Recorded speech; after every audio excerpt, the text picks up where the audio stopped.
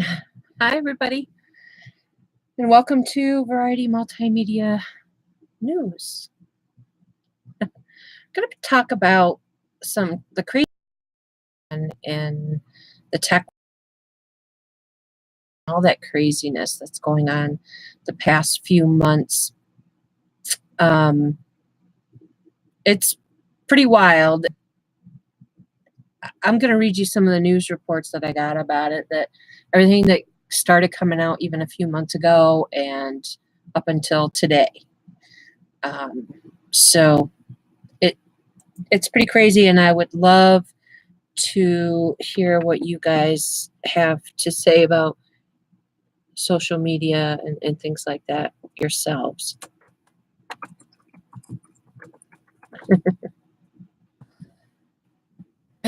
So let's see.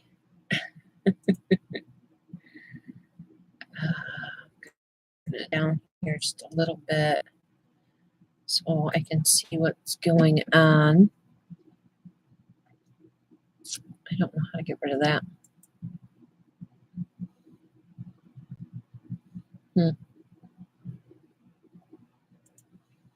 There we go. All right. Well, I'll move it over here.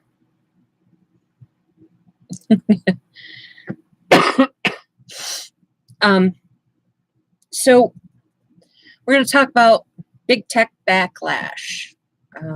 That was the headline first drew me in to this report. And the headline says, Facebook falls from the friendliest face of tech to perceived enemy of democracy.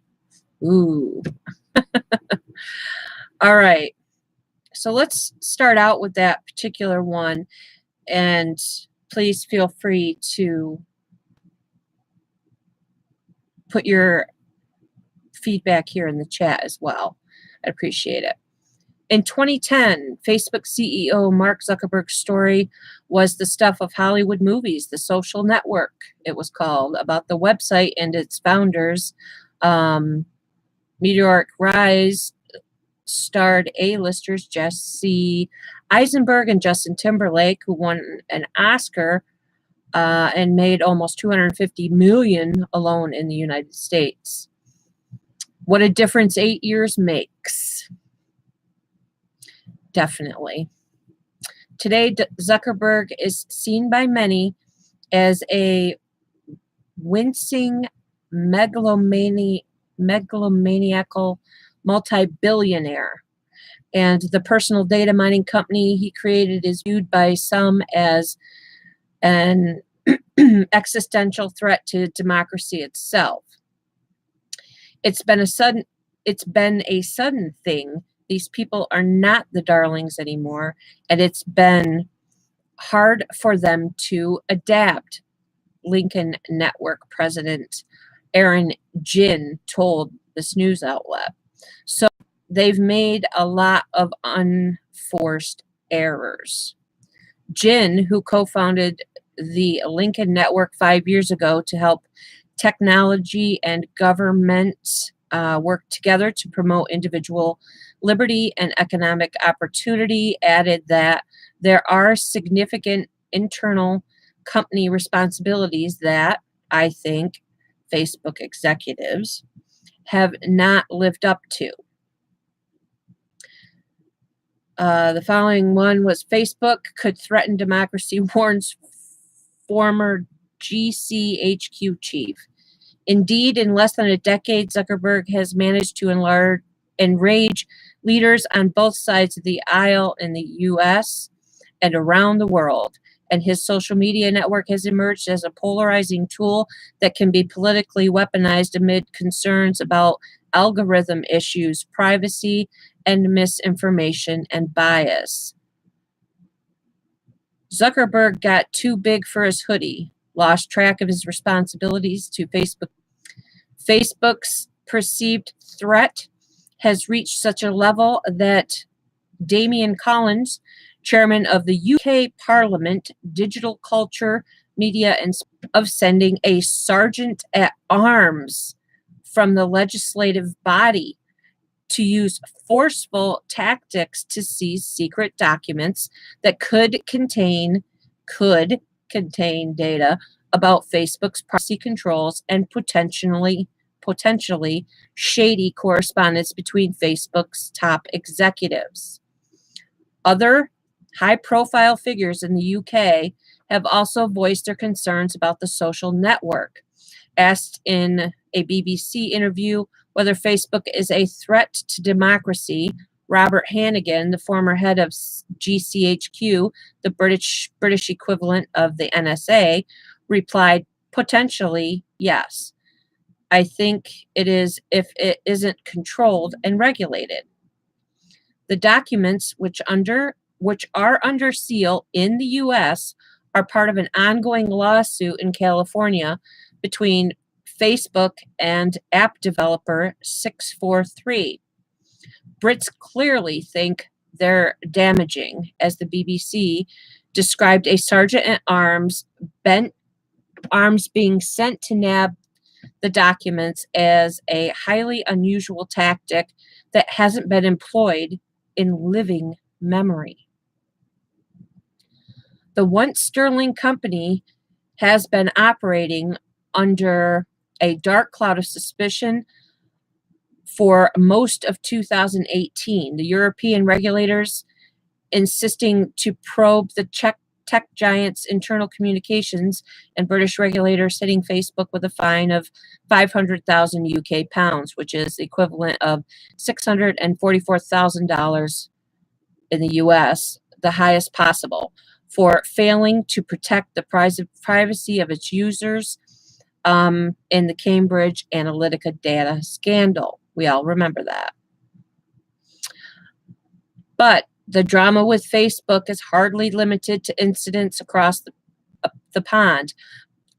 And both British and American lawmakers have mocked Zuckerberg's lack of cooperation with empty chairs to represent where he would have sat if he actually attended various hearings that he has blown off. Facebook's audit of alleged anti-conservative bias ongoing won't commit to releasing the final report. Facebook is the villain, and finally people know it, Washington University professor Liberty Vittert wrote in this news report Fox News report op-ed pegged to both a British lawmaker and the infamous Cambridge Analytica scandal. If the government doesn't get its act together and start creating and enforcing laws to regulate these powerful companies, we are in real trouble. As Facebook issues tick off lawmakers in various countries, the tech monster has also caught the attention of both liberal and conservative groups in the US on US soil. Facebook has now become a partner or a part of the broader establishment, which doesn't necessarily look out for the regular people and thus is now treated with suspicion, DePaul University Professor Jeffrey McCall stated. Progressive advocacy groups, including Move On and Public Citizen, teamed up to create Freedom from Facebook, which calls on the FCC to break up Zuckerberg's massive conglomerate.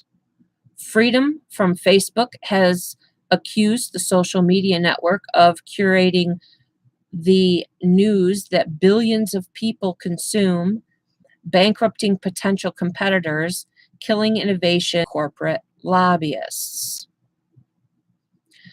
Liberal advocacy groups have also decried Facebook's use of GOP opposition firm to do some of the digging on the billionaire George Soros.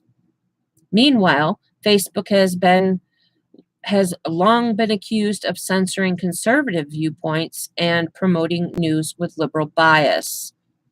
Jin said the majority of employees who determine what is considered hate speech and oversee content have liberal political views. He feels that institutional bias combined with data proving the majority of users lean left has turned Facebook into activist central, despite the social network not being designed for political activism. Facebook's mounting woes way high on social network stocks. This is a big deal. It doesn't remove that they have a responsibility when 50% of the nation believes something different, generally speaking, to accept them on their platform, Jin said. Earlier this year, Conservative Media Research Center launched Tech Watch, a project dedicated to exposing those kinds of incidents as they plague the tech industry. MRC, which is Media Research Center, Vice President Dan Gaynor, who heads up the project, feels that the mainstream media has been looking for someone or something to blame for Trump's winning in 2016, and journalists are pointing the finger at social media. The top social media search media companies reach billions of people and have the ability to silence the right more than even a major government could. Media Research Center VP Dan Gaynor. They are convinced that somehow the right used Facebook to win, and they want it reined in or destroyed before a repeat performance in 2020, Gaynor told this news network. Facebook made its relationship with the media worse because it dared to work with the right-leaning group like Definers and use them to prepare ordinary research about billionaire liberal George Soros. The press has been on an anti-Facebook crusade ever since. Facebook Inc.'s board of directors defended the Soros controversy, saying that it was entirely appropriate to ask if the billionaire investor had shorted the company's stock after he called the social media giant a menace, being Facebook. While the folks behind TechWatch and Freedom from Facebook don't share ideologies, the two groups seem to agree that Zuckerberg's company is causing people harm. Secret Facebook documents show company allegedly gave advertisers special access to user data. Censorship got very bad in ways that are tough to track because of all of our experiences online are personalized. People from ordinary citizens to major politicians have been censored, and these firms use the vague term hate speech to restrict any content they simply don't like, Gaynor said. The top social media search media companies reach billions of people and have the ability to silence the right more than even a major government. DePauw University professor Jeffrey McCall told Fox News that the Americans have long suffered from the false notion that if something is technologically glitzy, it must necessarily be great, and feels Facebook is the latest example. Facebook emerged as a craze that led people to believe the platform was a life enhancer in terms of social connections and flow of information, broadly considered. While many people enjoy sharing photos and updates with friends, it turns out the platform gave false hope and expectations on many levels, McCall said. Hanging out on Facebook doesn't really make us happier, and what we learn there might or might not be reliable. Individual privacy has been lost in many regards. Jin noted that Facebook has become sort of the middleman between the media and the customer and hasn't gained many corporate friends in the process. Among the mainstream media organizations that have attacked Facebook are BuzzFeed and the New York Times. BuzzFeed News recently quoted a number of current and former employees as saying the atmosphere at the Menlo Park, California based company is one of feeling under siege with a growing sense of paranoia. The New York Times recently published a bombshell report that detailed Facebook's attempt to distance itself from various controversies, ranging from Russia linked activity on the platform to attempting to discredit enemies. The report noted that Facebook has connected more than 2 billion people, essentially creating a global nation unto itself that has reshaped political campaigns, the advertising business, and daily life around the world. Along the way, Facebook accumulated one of the largest ever repositories of personal data and treasure trove of photos, messages, and likes that propelled the company into the Fortune 500. The Times wrote, as Facebook grew, so did the hate speech, bullying, and other toxic content on the platform. The scathing Times report painted Zuckerberg and COO Sheryl Sandberg as careless regarding their company's ability to disrupt elections, broadcast viral propaganda, and inspire deadly campaigns of hate around the globe. Legitimate concerns about the machinations behind the scenes at individual empowerment, says Jeff University professor. Reporter turned investment banker Porter Bibb specializes in media, entertainment, and technology ventures.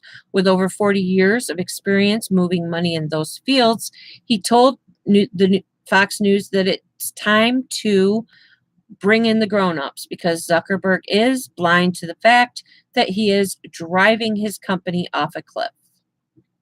Zuckerberg got too big for his hoodie, lost track of his responsibilities to Facebook users, advertisers, and employees, and failed to accept the fact that his inexperience does not qualify him to run the world's largest social media enterprise, Bibb said.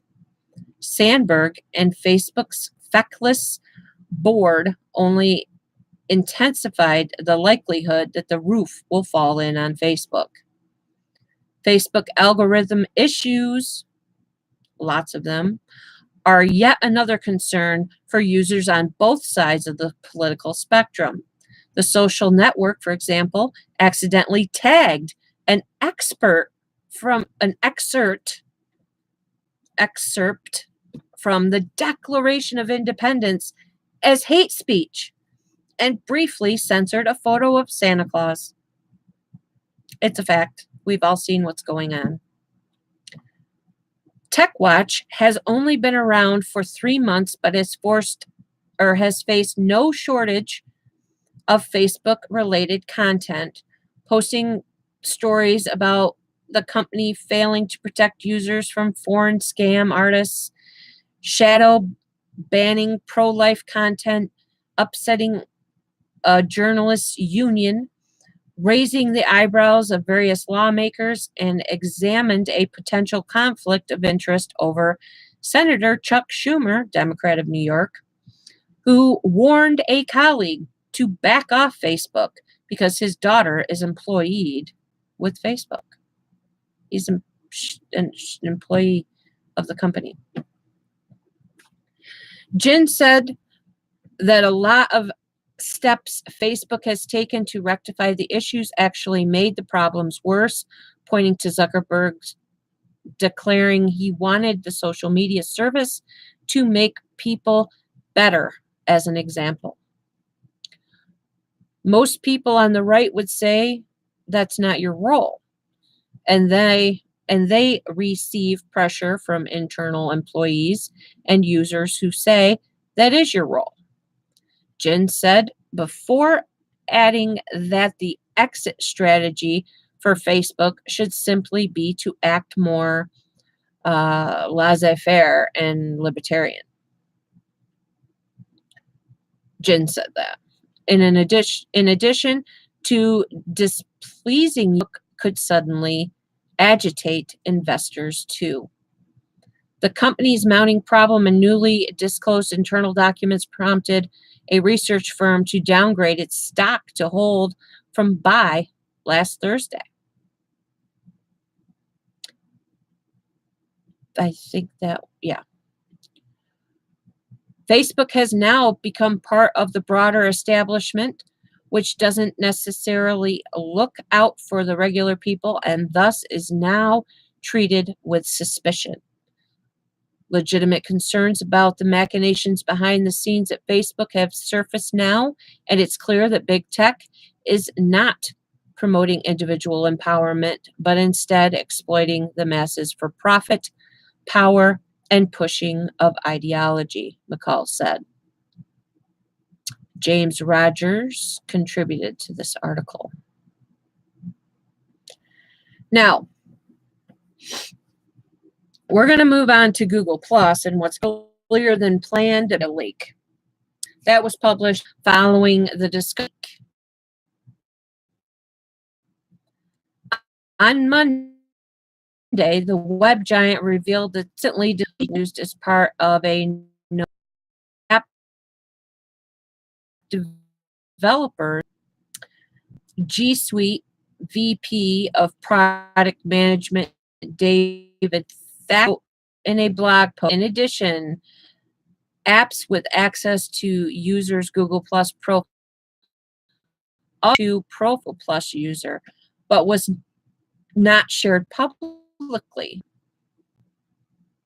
In light of this second epic fail, Google is now scrambling to sunset the unpopular version of Google Plus in April 2019, originally planned, and get rid of all Google Plus APIs within days. Were additional authentication numbers, passwords, or similar data typically used for fraud theft. Now working, Google is also currently investigating whether this problem in any APIs. So they're not really aware of just how vast this article was originally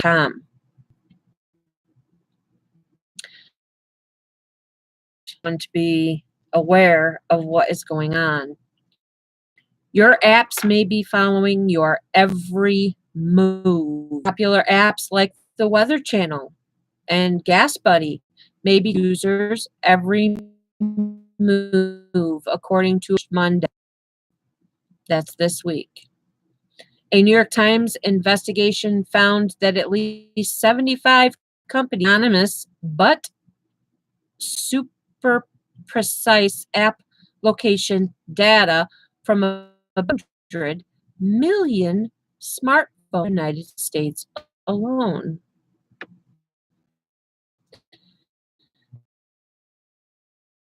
Street address as many hedge funds. Sickening instance, people who went to the emergency room were shown ads for personal injury lawyers. That's how figure out the users, since users enable locations and prompted to give permission if incomplete or misleading the investigation discovered.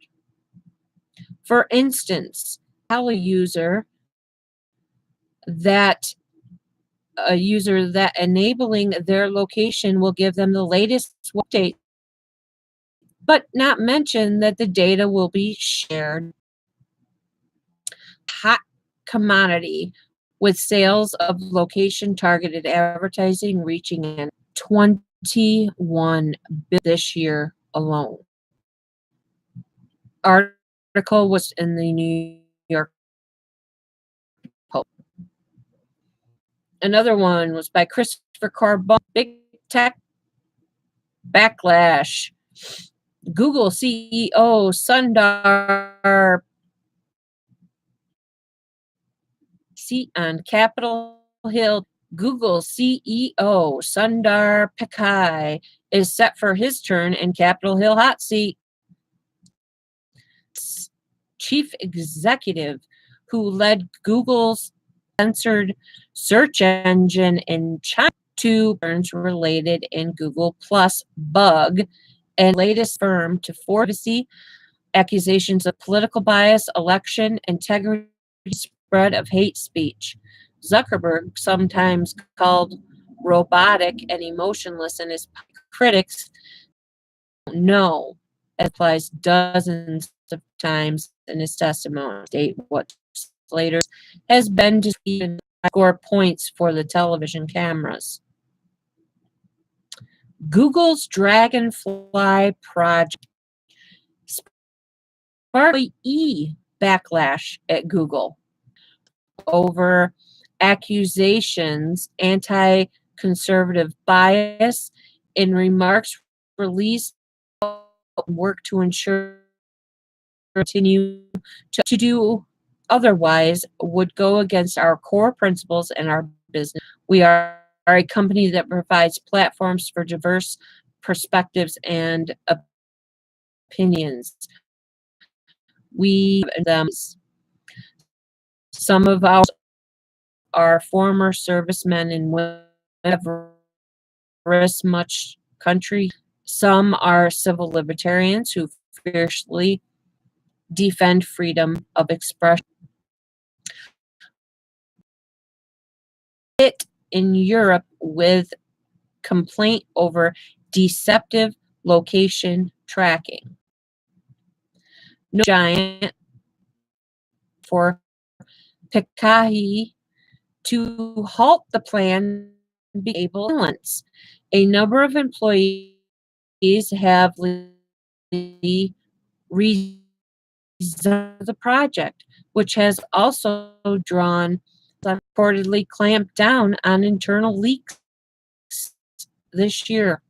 It is the in the world to comply with onerous censorship requirements and sets a list in an August letter to Pichai.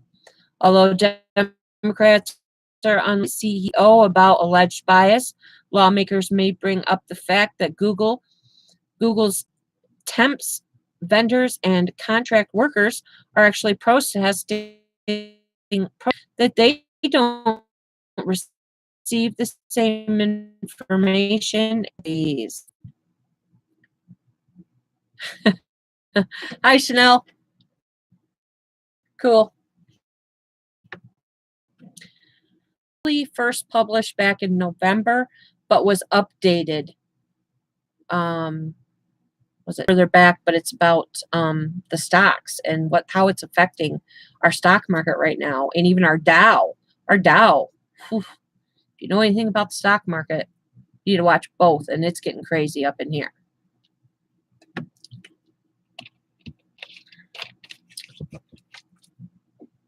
So this one was, since I've been doing all different news sources, this one is from Paul R. LaMonica on CNN Business. New York stocks fell sharply Monday, dragged down by reports of trouble at Apple and Facebook. The Dow closed down 396 points as the Nasdaq tumbled 3%. That's huge. Facebook stock fell nearly 6% as the company continues to deal with the fallout from a New York Times article that detailed Facebook's reaction to political scrutiny and its Cambridge Analytica scandal. CEO Mark Zuckerberg has reportedly adopted a more aggressive, warlike style, according to the Wall Street Journal. Alphabet was also down 4% and is now down 20% from its peak back in July, placing it in the bear market territory. Early in the day, stocks fell on the news that Apple's newest line of phones may not be selling as well as Apple or its investors had hoped. Apple's stock fell more after Wall Street Journal reported that Apple has cut orders for its iPhone XR, iPhone XS, and iPhone XS Max. The new iPhones, which Apple unveiled in September, cost more than previous versions. The $749 iPhone XR is the latest expensive new iPhone, but it costs $50 more than last year's cheapest model, the iPhone 8. The iPhone XS up to $1,449. The higher prices, without many more features, could be driving consumers to keep their current phones longer or buy last year's models. Apple declined to comment about the journal story or broader concerns about iPhone demand. Share of Apple fell 5% and have now plunged about 20% from the all-time high it hit a few months ago when Apple, or AAPL, on the stock market was worth more than $1 trillion. Yes, trillion dollars. The stock ended a 5-day losing skid on Friday after an analyst at Morgan Stanley suggested that the supplier concerns may be overdone. Apple, which is a member of the Dow, was hurting the blue chips too. Several makers of chips other components used by iPhones have warned off soft sales and profits in recent weeks, citing sluggish demand for higher-end smartphones. To that end, shares of Apple suppliers such as Qorvo, Broadcom, Cirrus Logic, and even Apple's key Android phone rival, Samsung, were all lower Monday too. Samsung also makes chips for iPhones. A lot of people don't know that, but Samsung actually makes chips for iPhones, which is Apple. Investors have other reasons to be concerned about the future of Apple, as well as other big tech companies for that matter. Apple CEO Tim Cook said on the Access on HBO show Sunday that he expects Washington to crack down on tech firms in the wake of high-profile privacy scandals such as the Cambridge Analytica problems that have plagued Facebook. I'm not a big fan of regulation, Cook said to Axios on HBO. I'm a big believer in the free market, but we have to admit when the free market is not working, and it hasn't worked here. I think it's inevitable that there will be some level of regulation. Now, also keep in mind that he was on this show. He is the Apple CEO, and on this show on HBO, HBO, like CNN, is part of Warner Media, which is also owned by AT&T. Just so you all know. Google CEO Sundar faces questions from Congress on data privacy and political bias. This is also from CNN Business, updated today at 11:48 a.m. Eastern Time by Oliver Darcy. Washington Business, Google Chief Executive Sundar Pikahi appeared on Capitol Hill Wednesday when he faced questions from lawmakers on a number of issues, including data privacy and allegations from Republicans that the search engine giant harbors a bias against conservative users. And yes, I'm doing a story on this from a couple of different networks so you can see the difference between the two. So, the hearing, Pekahi's first before Congress, came just a few months ago after a different attempt to get him to Capitol Hill turned to so contentious that a Senate committee featured an empty chair in his place at the hearing. In his opening remarks Wednesday, Pekahi stressed to members of the House Judiciary Committee that the company operates in a nonpartisan fashion, a point he reiterated a number of times throughout the hearing.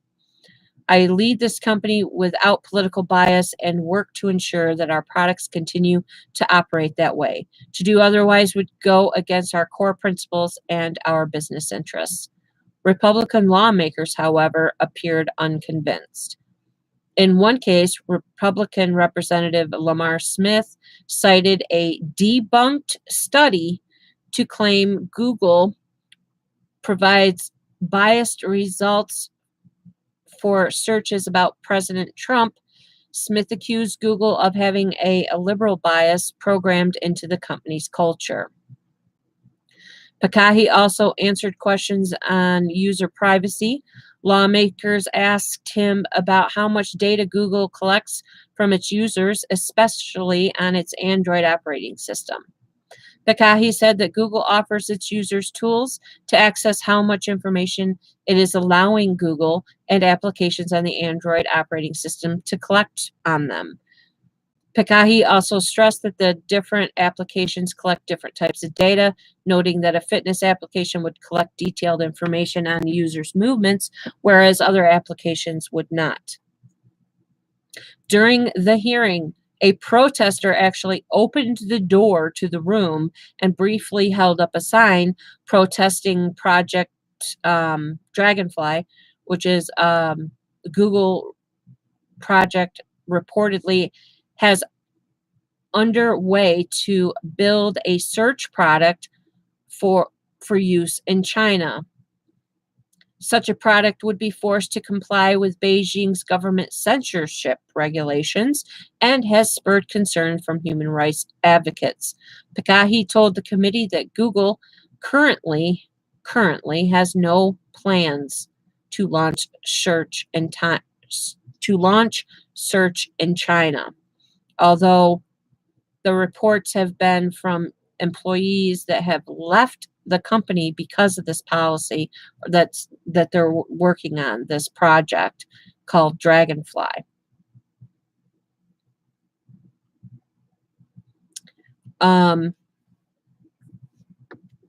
Chaired by Republican Bob Gutlatte, the House Judiciary Committee has held hearings throughout the year forced on whether tech giants are biased. Twitter CEO Jack Dorsey was the last major tech figure to make an appearance before the committee, doing so at a hearing in September. Google has previously declined to make Pekahi available for a hearing before the Senate Intelligence Committee, even though Dorsey and Facebook COO Sheryl Sandberg did attend, leading the empty chair in Pekahi's place. Now, the other reports were saying that it was one being CNN and one being Fox. Okay, so let's talk about Twitter now, since we've talked about Facebook and Google and what's going on with Jack Dorsey, the CEO of Twitter. Jack Dorsey ignites a new storm over Myanmar. This is published by CNN Business News. Rishi Iyengar, Iyengr. That was updated this Monday, the 10th, 2018 at 7:18 a.m. New Delhi.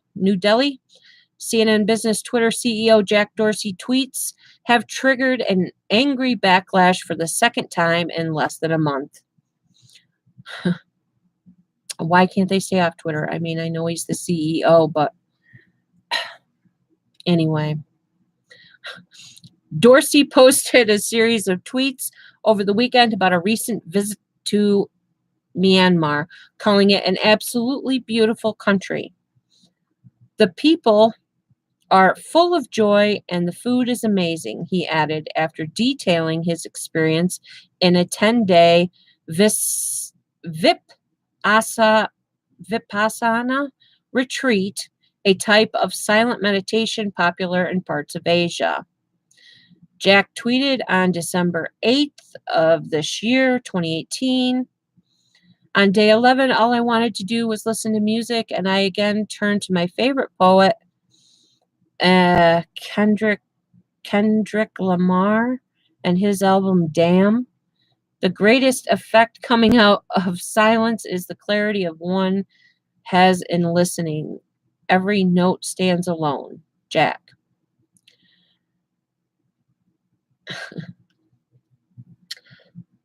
He also put, beautiful country. The people are full of joy and food is amazing. I visited the cities of Yangon, Mandalay, and Bagan. Yes, Bagan. We visited and meditated at many monasteries around the country. Sorry, I need to get a drink.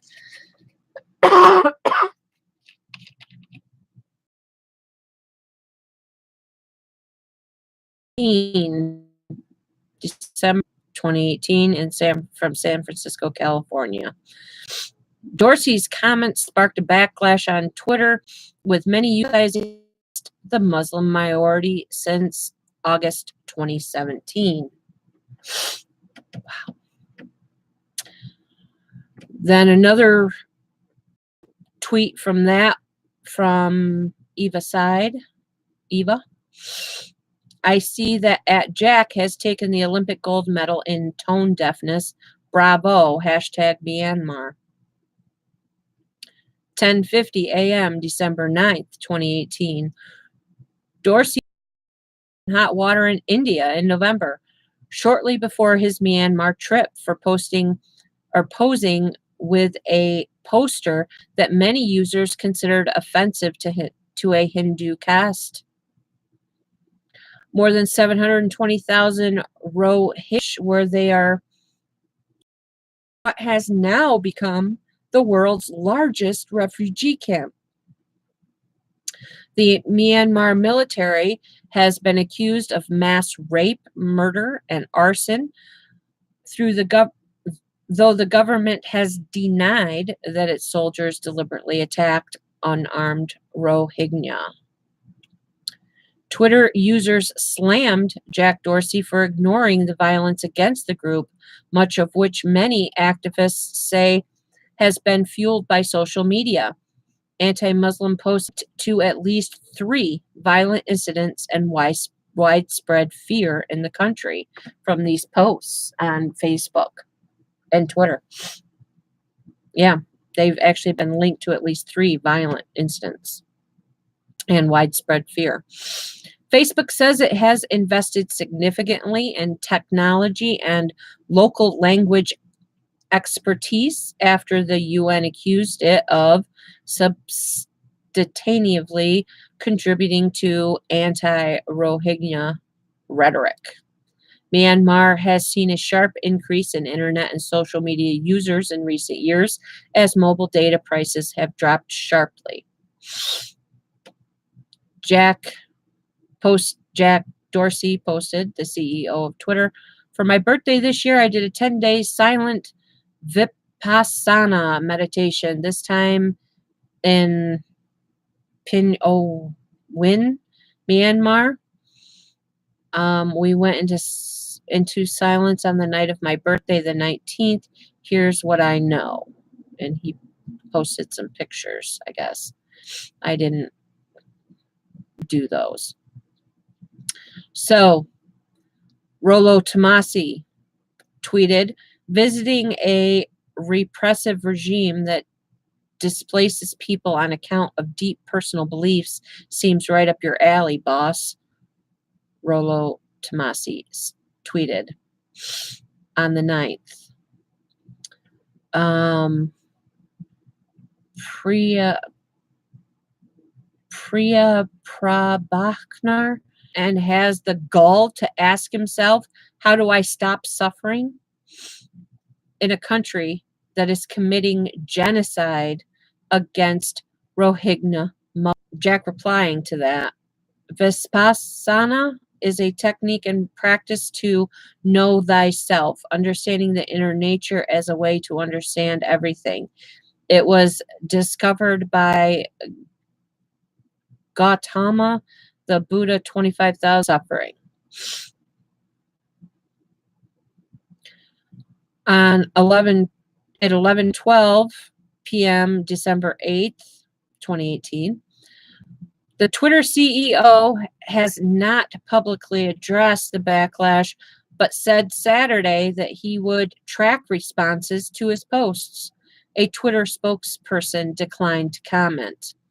Twitter expressed regret over the last month's incident in India, and the company's legal and public policy chief, Gadi, apologized individually to several users. So,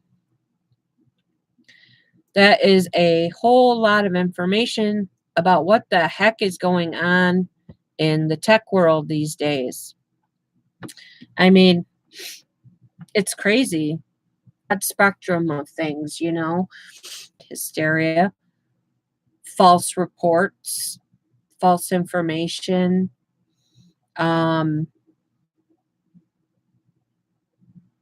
violent interactions, bullying, things of that nature all over social media. It's affecting everything. We'll end up shutting these companies down. So if you have stock, start doing your research on several different one, please.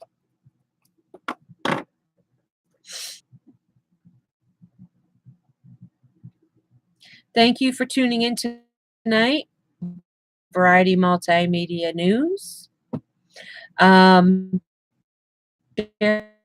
and alerts for when we go live. As always, keep it real.